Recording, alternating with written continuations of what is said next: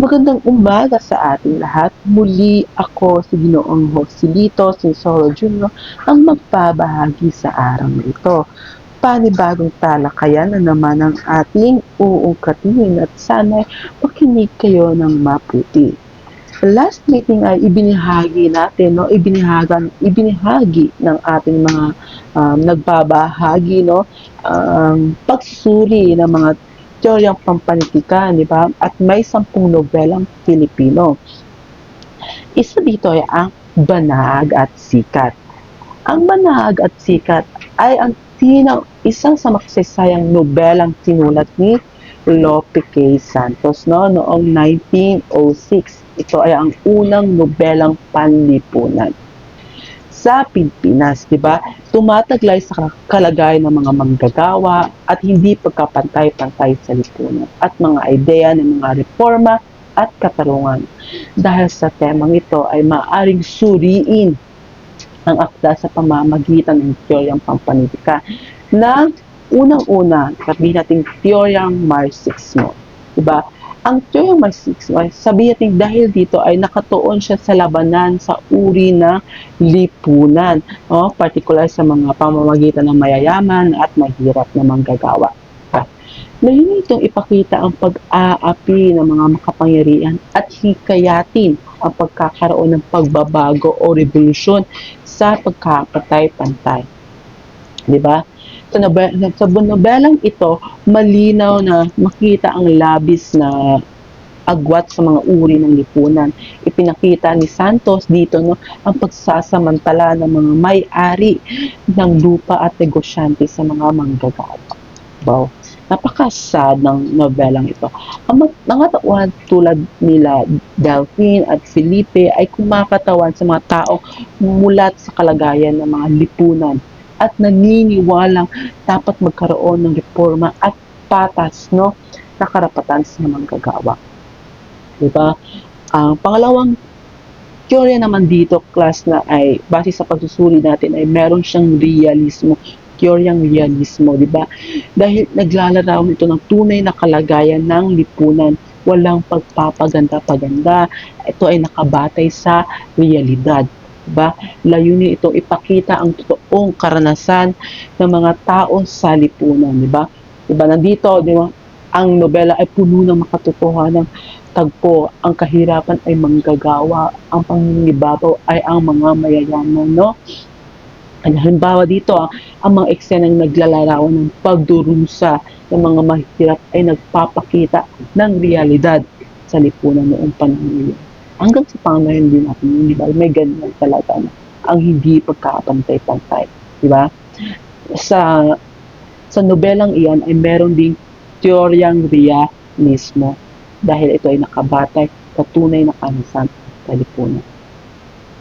At ang pangatlo naman ay ang teoryang humanismo, di ba? Pag sinabi natin humanismo, dito ay ang tao bilang sentro ng akda. Ipinapakita yung kalagayan at kalayaan at dignidad ng bawat individual. Ang tao ay may kapangyarihang magpasya at mapagbago sa sarili at lipunan. Diba? Doon sa nobela na yun ay si Ricardo ay isang halimbawa ng tao pinipiling gamitin ang kanyang talino at kakayahan upang maglingkod sa kapwa. Si Delphine naman, bagamat nakaranas siya ng hirap, ay patuloy na naghahangat ng pagbabago para sa ikabubuti ng lahat. Halimbawa, ipinakita ng mga tauhan ng paniniwala ng tao ay may kapangyarihang baguhin ang sistema at ipaglaban ang karoon. Diba? Bawat isa sa atin, bawat individual ay meron tayong karapatan. Kung hanggang maaari ay pwede mong isigaw, pwede mong sabihin ang iyong karapatan.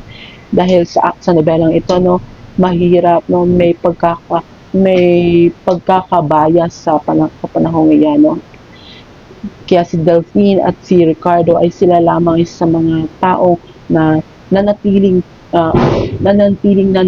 naninindigan sa kanilang mga karapatan. Ang pang-apat ay ang feminismo, Ito ay ang nakatuon sa, pag sinabi ng feminismo, di ba, nakatuon sa pagpapahalaga o sa mga kababaihan sa paglalaban ng diskriminasyon laban sa mga babae, laban sa kanila, di ba? O, di ba? Siya ay hindi, di ba, sumunod lamang sa kagustuhan ng lipunan ng mga lalaki, kundi may sariling papapasya, di ba? Halimbawa, ang desisyon ni Manny ay pinaglaban sa kanyang pag-ibig at paniniwala sa kanyang pagiging makababaeng, matapang at may paninindigan, no? Sa kabuuan ng banhag at sikat ni Lope K. Santos, Everyone ay isang akdang multidimensional sapagkat maaaring suuliin sa iba't ibang teoryang pampanitikan. Ito ang Marxismo na nakikalaban sa mahirap at mayaman. Ang realismo, lumilitaw ang tunay na dukha ng lipunan. Feminismo, itinapakita ang kakayahan at mga tao na magbago at magpasya, at ang feminismo binibigyan diin ng lakas ng edad sa kababaihan. Okay? Ngayon ay dumako naman tayo sa kuko ng liwanag ni Edgardo M. Reyes. Okay. Ito ay ang unang lumabas sa seryeng ni YY Magazine noong dekada 1960. Isinalaysay dito na mapait na karanasan ni Julio Madiaga, isang binatang galing probinsya na pumunta sa Manila upang hanapin ang kanyang kansintahan na si Ligaya Paraiso, na napasama sa kamay ng mga mapansamantalang tao. Diba? Guys, ang nobelang ito ay obra maestra ng panitikang panlipunan sa Pilipinas, sapagkat ito ay kawalang katarungan, kahirapan at karahasan sa lipunan, habang isisingit ang pag-ibig, moralidad, pag-asa, at, di ba? At maaari natin ito isuriin sa pamamagitan ng pampanitikan, no? Teoryang pampanitikan. Pero bago yan, no, ang nobelang ito, class, ay napapaloob dito ay ang mga napapaloob sa paksa dito ay ang kahirapan, sapagkat makikita dito ang anong hirap na dinanas, no, ang tauhan na para lang sila mabuhay. Pangalawa dito ay ang pagsasamantala o korupsyon. Dito ay kumatawan ang katauhang Signoong Balhadia na siyang namamahala sa construction. Dito rin ang konstitusyon, na kung saan makita natin na katauhan ni Perla Dala na dahil sa dala sa kahirapan ay pinili niyang ibenta ang kanyang katawan. At siyempre ang pag-ibig, dahil salitang ito ay natagpad ang pangunahing tauhan sa Maynila upang hanapin ang kanyang minamahal. Ngayon ay dumako naman tayo sa mga teoryang pampanitika, no, na maaari nating suriin dito sa nobelang ito. Ay unang-una ay ang teoryang romanticismo, di ba? Ito ay nakatuon sa damdamin ng pag-ibig, pag-asa at idealismo. Binibigyan din dito ang kapangyarihan ng puso at emosyon. Diba? Sa kabila ng hirap at karasan ng pag-ibig ni Julio kay Ligaya, ang tanging dahilan ng kanyang pagtitiis at pagsikap sa lungsod, no? Diba? Si Julio ay patuloy na umaasa, diba? Halimbawa, si Julio ay patuloy na umaasa na magkita sila ni Ligaya kahit alam niyang mapanganib at halos imposible na ito.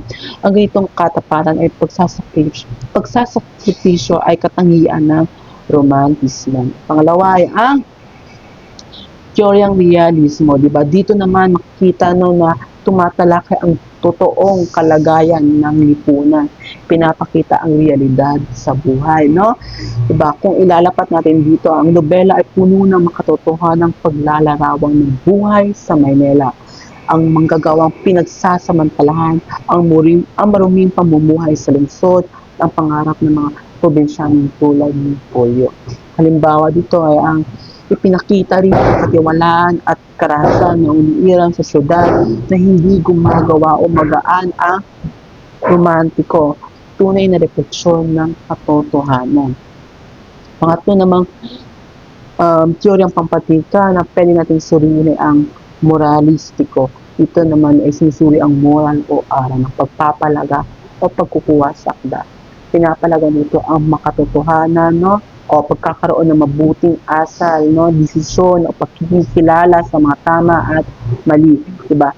Halimbawa dito ay ang mensahe ng nobela ay ang malinaw, ang kasitahan at ang kasamaan ay may katapat na kabayaran at ang mga tao ay gaano man kahirap ang sitwasyon ay dapat manatiling marangal at matuwid. Sa teoryang naturalismo naman, no, dito naman to nakita na mas matindi ang kaysa sa realismo.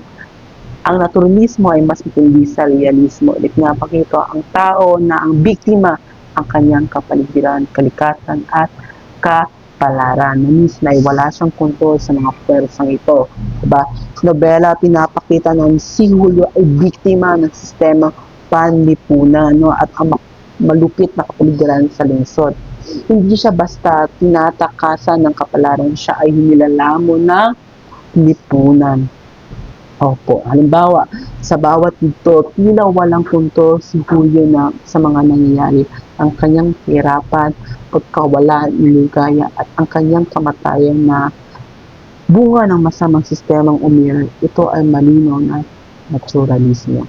Sa kabuuan, sa mga iwanag ni Edgardo M. Reyes ay isang makapangyarihang salamin sa lipunan na nagpapakita ng pag-ibig, katotohanan, moralidad at trahedya sa buhay ng tao. Yun lamang po ang dalawang nobelang itatalakay ko at sana'y naunawaan nyo kung ano ang mga pwede natin isuri sa mga teoryang pampanitikan. At sa susunod ay magsusuri naman ulit tayo ng mga iba't ibang teoryang pampanitikan, no? Sa mga 10 nobela Pilipino, no? Na sikat, no? Ayun lamang po at maraming salamat.